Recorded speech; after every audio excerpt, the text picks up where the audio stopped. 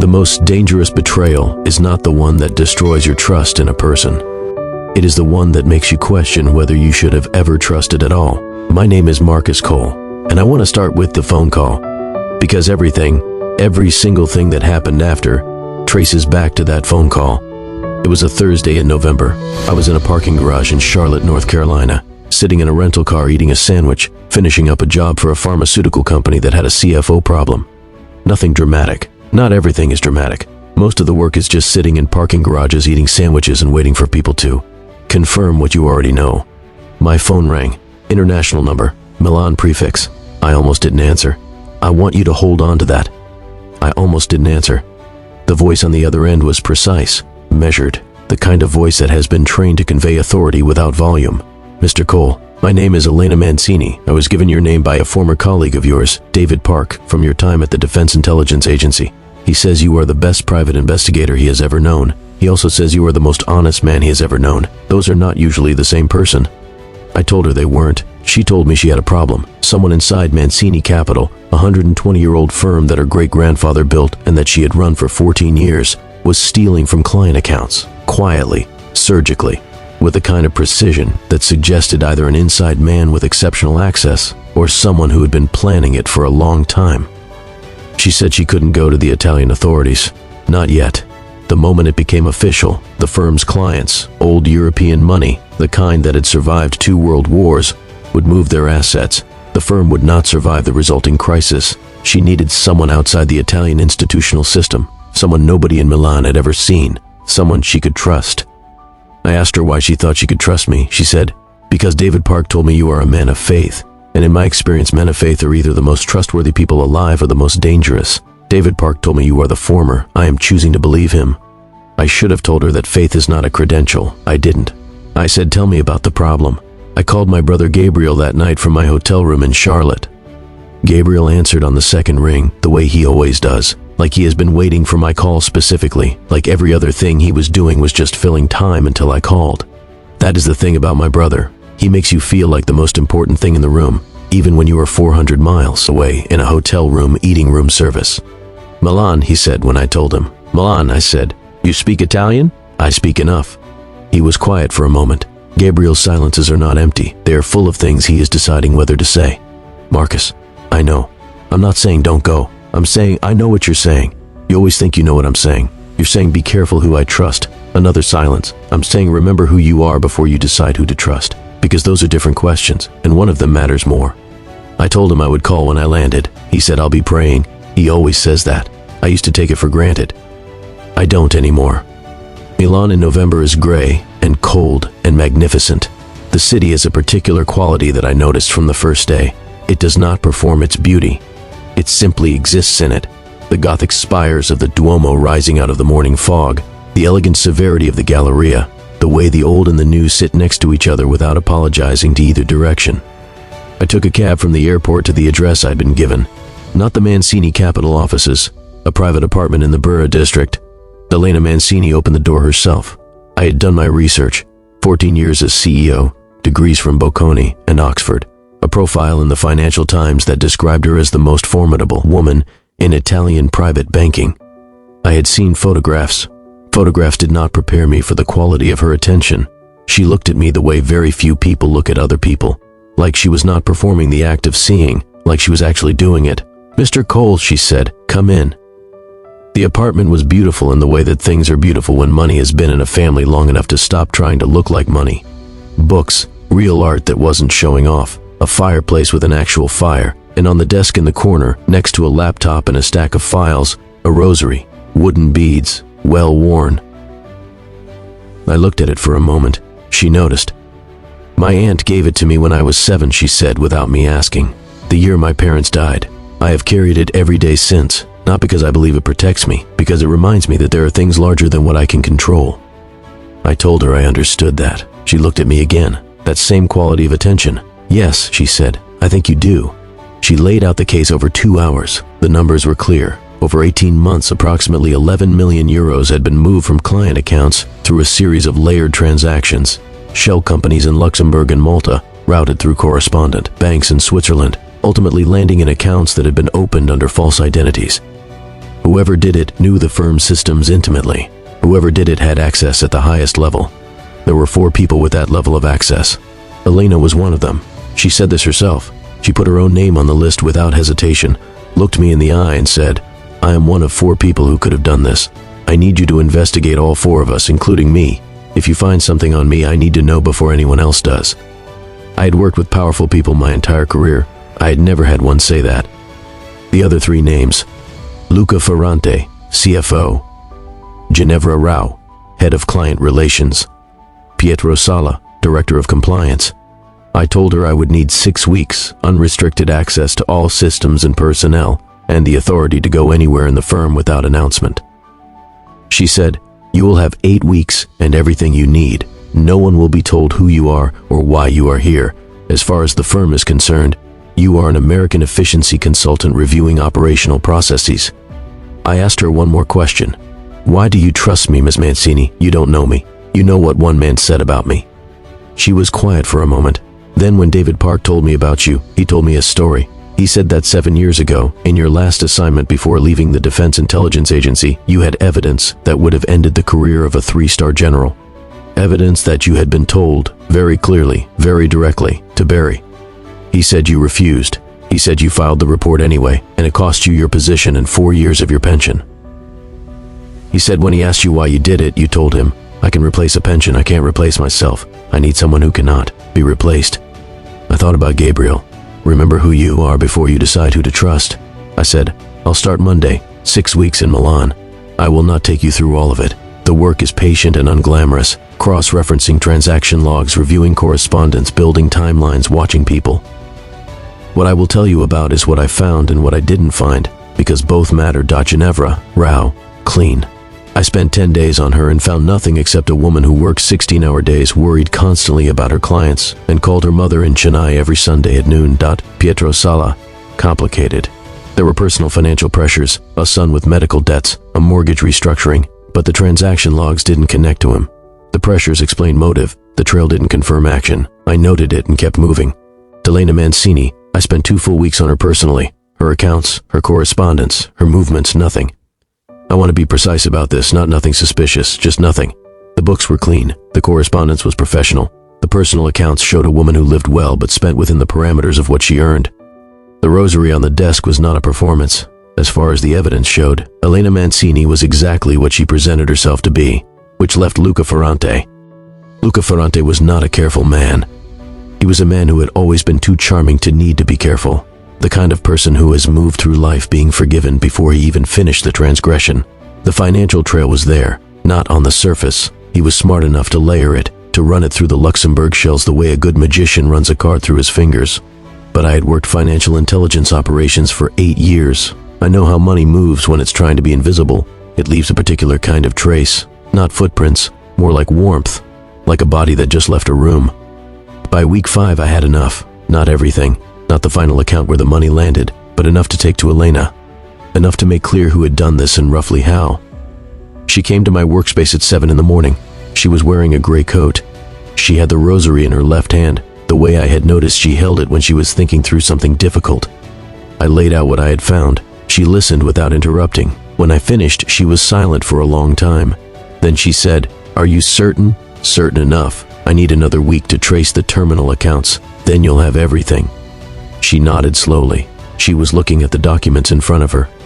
"Luca," she said quietly, not to me, to herself, like a word she was tasting and finding bitter. "Did you know him well?" I asked. She looked up, something crossed her face that I couldn't read fully. "Once," she said, "a long time ago." She stood. She extended her hand. "Finish the week, Marcus. Get me the terminal accounts. Then we will know everything we need to know." It was the first time she had called me Marcus. I should have noticed how much I noticed that. I finished the week. I found the terminal accounts, 3 of them.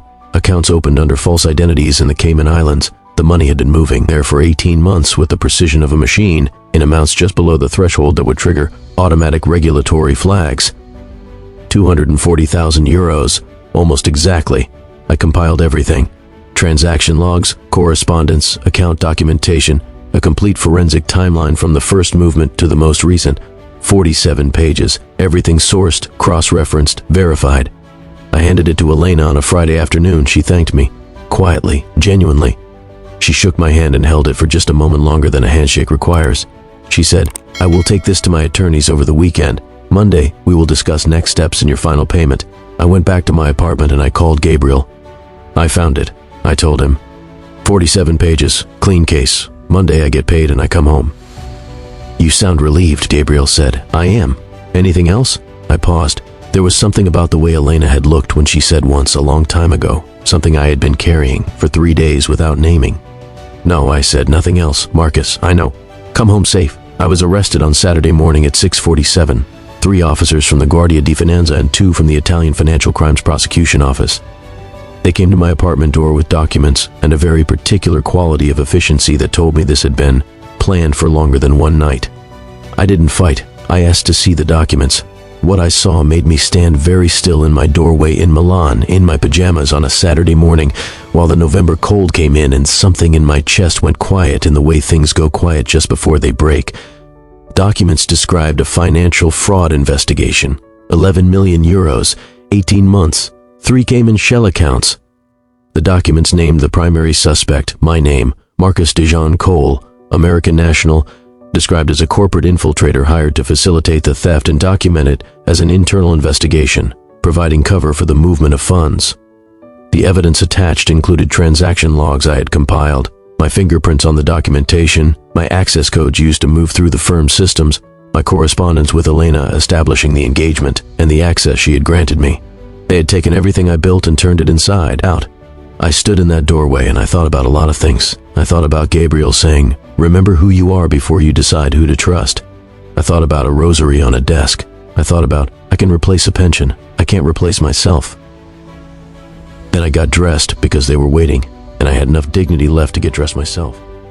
I need to tell you something about Elena before you judge her. I know what you are thinking. I know what she has done. I am not here to excuse it.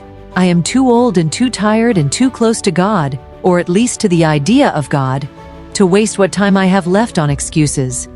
But you need to understand what she was made of before you understand what she became. Elena was 7 years old when her parents died. A car accident on the A8 motorway on a Wednesday afternoon in March. Her father was driving, her mother was in the passenger seat. They were coming back from a weekend in Como. Elena was not in the car. She had stayed home with me because she had a cold. I have spent 58 years thanking God for that cold.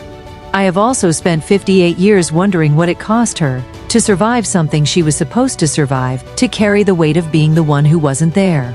I raised her. I never had children of my own. The church was my family, and then Elena was my family, and I want to say this to whoever is listening. I tried to give her something real, something anchored. I gave her the rosary. I taught her the prayers. I brought her to Mass every Sunday, and I told her that God's economy is not the world's economy, that legacy is not built with money, but with the choices you make when no one is watching. She listened. I believed she understood. I was wrong about the understanding. Or I was right about the understanding and wrong about something else, about the gap between what a person knows and what a person does when the world puts enough pressure on them. I do not know which is worse. I found out about Luca 3 years ago. Not the theft, not all of it, but enough. Elena came to me. This was unusual. Elena does not come to me with problems. She has not since she was a child. She came to my apartment in Varese on a Sunday evening, and she sat at my kitchen table and she told me that Luca had been taking money from the firm, that she had discovered it. I asked her what she was going to do. She said she was going to handle it. I asked her what that meant. She said, "It means I am going to make sure that the firm survives, that the clients are protected, and that someone answers for this. I need a little time, Claudia. I need you to trust me." I asked her, "Is the money already gone?" She didn't answer immediately, and in that pause of perhaps 2 seconds, I understood something that I did not want to understand. She said, "It will all be put right, I promise you." I gave her the time she asked for. I told myself it was love. It was love. But love is not always wise. Sometimes love is a door you hold open when you should close it. 3 years. I held the door open for 3 years, and then an American man I had never met was in a cell in Milan because of what I had allowed to remain in the dark. I want to tell you about the morning I decided, It was a Tuesday, 10 days after Marcus Cole was arrested. I was at Mass at Santa Maria del Grassi. I go every morning, I've gone every morning for 40 years, and I was saying the rosary. The same rosary I gave Elena when she was 7. The one I had held in my own hands every morning before her, and every morning after I gave it to her, because I had bought another one for myself, because the shape of it in my hands was something I had needed for longer than I can account for. And I was saying the prayers, and I was thinking about Elena, and I was thinking about the look on her face that Sunday evening in my kitchen 3 years ago, when I had asked, "Is the money already gone?" And I understood, fully, finally, without the comfort of uncertainty, that I had known the answer that evening. I had known it in the pause. I had simply chosen not to receive it. The priest read the gospel. Luke, nothing is hidden that will not be revealed, nor anything secret that will not be known and come to light. I am not a woman who believes in coincidence. I left Mass, went home, and called the number on the card that Detective Amara Ose had left at my door 4 days earlier. I have worked financial crimes for 9 years. I have seen evidence packages that were sloppy and evidence packages that were thorough and evidence packages that were clearly constructed by lawyers who were very good at their jobs.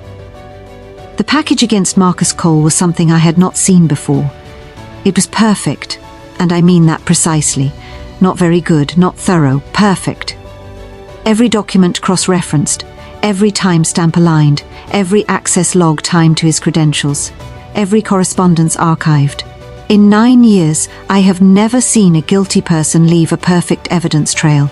Guilty people are messy, they improvise, they miss things.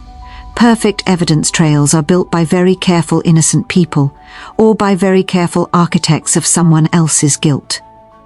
Marcus Cole had been in Milan for 6 weeks. He did not speak Italian fluently. He had no established networks, no institutional relationships, no history with the Italian financial system. The idea that he had come to Milan and in 6 weeks constructed an 18-month fraud that stretched across Luxembourg, Malta, Switzerland, and the Cayman Islands, it had the wrong shape. I said this to my supervisor on the second day. He said, "The evidence is the evidence, Ose." I said, "The evidence is what someone wants us to find. That is not always the same thing." He told me to process the case. I processed the case. I also started pulling threads. The first thread who had referred Marcus Cole to Elena Mancini. David Park, former Defense Intelligence Agency officer, now a security consultant based in Singapore. I contacted him through Interpol channels. He confirmed he had given Marcus's name to Elena Mancini. He had known Marcus for 12 years. He considered him among the most trustworthy and capable people he had ever worked with. He said when Elena contacted him, he had done his own due diligence on Mancini Capital before recommending anyone to her. I asked him what his due diligence had found. He was quiet. Then he said, "I found what I expected to find, a clean firm with a long history and strong governance." "And Luca Ferrante?" I said. Another pause, longer. "Why are you asking about Ferrante?" "Because he is not being investigated. Ferrante has level 1 access to Mancini Capital systems. If someone ran an 18-month fraud through that firm, he is not being investigated," I said again. "Marcus Cole is." The silence that followed was the kind that happens when a very intelligent person is rapidly recalculating everything they thought they understood. "Tell me what you need," David Park said. The second thread, Sister Claudia. She came to my office on a Tuesday afternoon. She was 65 years old, small, with white hair, and the kind of quiet authority that comes from a lifetime of being more interested in truth than in comfort. She put a manila envelope on my desk. Inside, financial documentation, transfers, account numbers, a private correspondence between Elena Mancini and Luca Ferrante spanning 4 years. She said, "I should have come earlier. I know that. I am not here to minimize that. I am here now. Tell me what I need to do." I asked her how she had obtained the documents. "Elena trusts me with access to her private files. She has since she was a child. She still trusts me." A pause. She was wrong to. I looked at what she had brought. The correspondence between Elena and Luca was not what I expected. It was not a criminal conspiracy between two strangers. It was 11 years of love letters, fights and reconciliations, promises made and promises broken. a relationship conducted in complete secrecy, because Luca had been married for the first 8 of those years, and because Elena had never been willing to let the personal compromise the professional in any visible way. The theft began approximately 14 months after Luca's divorce. The money did not go to Luca's personal accounts. It went to a holding company called Ferro Bianco, registered in Luxembourg. Beneficial owner, Elena Mancini. Luca had not stolen from Mancini Capital. Elena had used Luca to move money out of the firm into her personal holdings, preparing over 18 months for a restructuring that would have significantly diluted the minority shareholders and consolidated nearly total control in Elena's personal company. Luca was not the thief. Luca was the instrument. And Marcus Cole was the fall guy Elena had imported specifically to investigate her own crime, compile the evidence trail himself, and then take the blame for it. I sat with that for a long time. Then I called the prosecutor's office. I was in a holding cell in Milan for 11 days. I do not want to describe the 11 days in detail. What I will tell you is what I held on to. On the second day, they allowed me one call. I called Gabriel. He answered on the second ring. I told him where I was. I told him what had happened. I told him as much as I understood, which at that point was not much. I did not yet know about Claudia. I did not yet know about Amara. I knew what I had built, and I knew it had been used to bury me, and I knew that somewhere in Milan, Elena Mancini was going about her life. Gabriel listened to all of it. When I finished, there was a silence, not the silence of shock. Gabriel does not shock easily. The silence of a man who is feeling something large and deciding how to carry it. Marcus, he said, I'm here. Are you hurt? No. Are you okay? I thought about how to answer that honestly. No, I said, but I'm not broken. He exhaled. I'm coming. Gabriel, you don't have to. I'm coming. Don't say another word about it. I'm coming. Gabriel arrived in Milan on the 4th day. I could not see him yet. The restrictions in the first week of Italian pre-trial custody are considerable, but I knew he was there. Amara told me later that he sat in the prosecutor's waiting room for 3 hours on the day he arrived, asking in English and imperfect Italian to see someone who could tell him what his brother was being accused of. 3 hours. They eventually gave him a document. He read it. He asked where the nearest Catholic church was. He was directed to one 2 blocks away. He spent an hour inside. Then he came back and he said to the officer at the desk, I need to speak to whoever is in charge of my brother's case. My name is Pastor Gabriel Cole. I flew from Atlanta, Georgia. I am not leaving this building until someone speaks to me. I have been told this story several times now by different people. Each time what stays with me is this. He did not say I am a pastor as a credential. He said it the way a man gives you his name, as information, as this is who I am. Amara saw him from across the room and something about him made her walk over. She told me later, he was the only calm person in the building. Not the calm of someone who doesn't know what's happening, the calm of someone who has decided what to do. She sat down with him. She told him she was pulling threads. He said, pull faster. The case broke in 11 days, not because of one thing, because of many things arriving at the same time from different directions, the way truth tends to arrive when it has been suppressed long enough, not gradually, but all at once. Claudia's documentation was the foundation. David Park provided corroborating intelligence on the Luxembourg and Malta structures.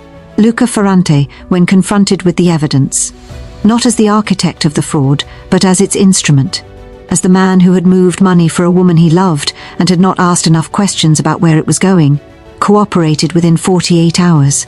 He wept, I am told, when he understood fully what Elena had built and where he had stood in it. Not because he was innocent. He had moved 11 million euros and he had known it was not a legitimate restructuring. He wept because he had loved her for 11 years and she had always kept him exactly where she needed him. Pause, I do not have sympathy for Luca Ferrante, but I understand the particular humiliation of realizing that you were a piece on someone's board for longer than you knew the game was being played. The prosecutor's office moved on a Thursday morning. Elena Mancini was detained at 9:15. I was not in the room when they brought her in. I was in a different room, signing the paperwork that secured Marcus Cole's release. His brother was waiting outside. I've seen a lot in 9 years of this work.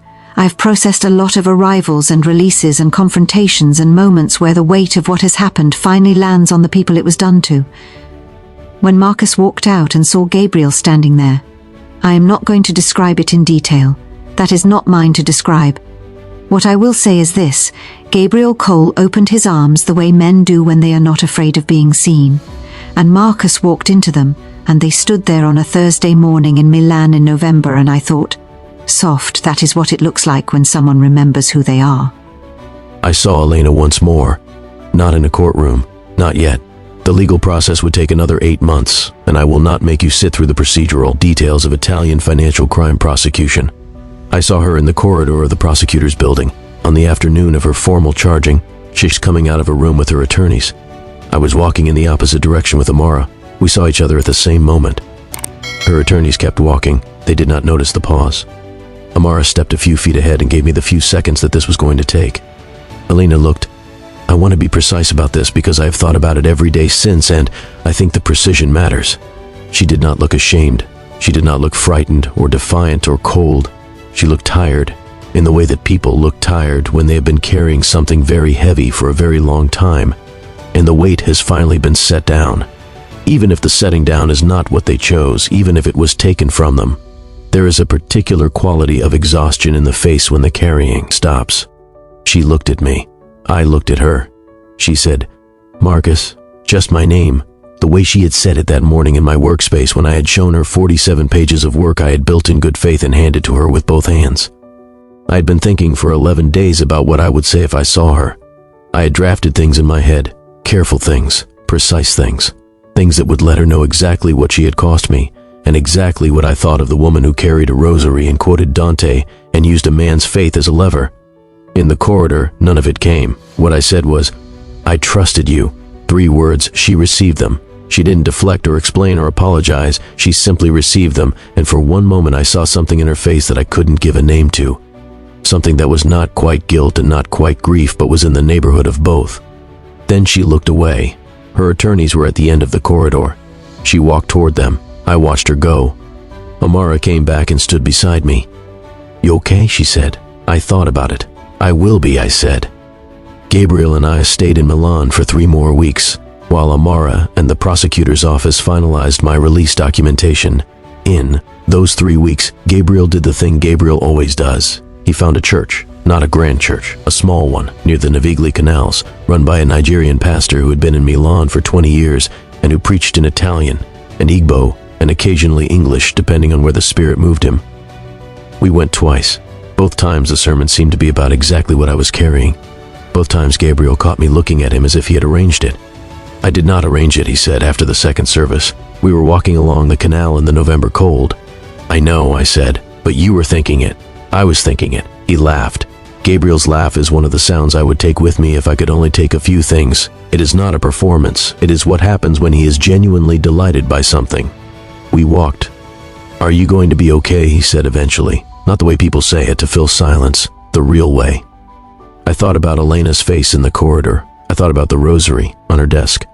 I thought about the morning of the arrest, standing in the doorway while the cold came in and something in me went quiet. "I trusted the wrong person," I said. "Yes, and she used everything real about me against me." "Yes, so what do I do with that?" Gabriel was quiet for a moment. A boat moved slowly on the canal. "You don't become the kind of man who doesn't trust," he said, "because that's the second thing she takes from you. The first thing she took is already gone. You can't get it back. But the second thing, who you are, how you walk into a room, the fact that you hand things to people with both hands, she doesn't get that. That's not hers." I looked at the water. "That's easy to say." "Yes, it is," he said. "It's also true." We walked a little further. "I almost didn't answer the phone," I said. "I know. If I hadn't answered..." "But you did," Gabriel said. "And you did what you were supposed to do. You did it with integrity. You did it honestly. She did what she did. Those are 2 different stories. You don't have to carry hers." I thought about that for a long time. A year later, Elena Mancini was convicted of financial fraud, market manipulation, and obstruction of justice. She received a 7-year sentence. The firm passed into receivership. The clients were made whole from Elena's personal assets. Luca Ferrante received a suspended sentence in exchange for full cooperation. He left Milan. I don't know where he went. I find that I don't need to know. Claudia Mancini testified at the trial. She sat in the witness box in a Milan courtroom, and she told the truth about a Sunday evening 3 years ago in her kitchen in Varese, and the pause of 2 seconds when she had known the answer and chosen not to receive it. She did not minimize her role. She did not ask for mercy. She stated what she had done and what she had failed to do with the same precision and the same sorrow. Afterward, outside the court, she found me in the crowd. She was small. She looked older than the photographs I had seen. She pressed something into my hand without speaking. I looked down, a rosary. Wooden beads, well worn, the twin of the one on Elena's desk. She gave me hers before they took her, Claudia said. She said to give it to you. She said she stopped. What did she say? I asked. Claudia looked at me. She said, tell him it was real, that's all. Tell him it was real. I kept the rosary. I don't know exactly why. Gabriel would probably say I kept it because the thing that made me pick up that phone call in the parking garage, the quality of attention I give to people, the way I walk into rooms ready to believe in something, that thing cannot afford to become cynical. That the rosary is a reminder not of her, but of what faith costs and why it's worth the cost anyway. Gabriel would probably say that. He'd probably be right. I kept the rosary. I still pick up the phone. This is what I want to say to you. Whoever you are, wherever you are when you hear this story, faith is not naivete. Faith is not the absence of judgment. Faith is the decision to remain open after you know the cost of openness. It is not easy, it is not safe, and it is not for everyone. But the alternative is a life where you become the very thing that was done to you. And that is the only betrayal you cannot survive. In the faith we once defend, we do not ask to be protected from loss. We ask only for the courage to remain ourselves after the losing.